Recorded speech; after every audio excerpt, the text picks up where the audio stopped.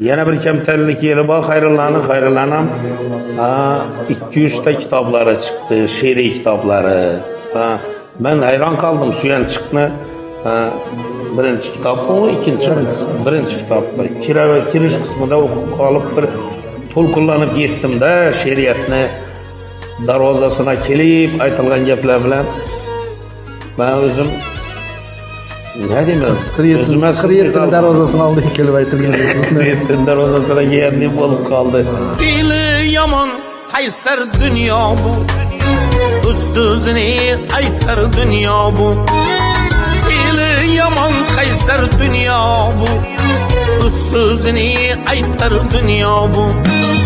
Osmonlarga uchib ketmaydi, nima qilsang qaytar dunyo bu.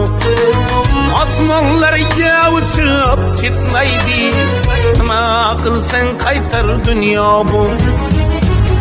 Hayrullah amonat bu jon, chiqqandan so'ng qaytmag'ay ishon. Hayrullah amonat bu jon, chiqqandan so'ng qaytmag'ay ishon.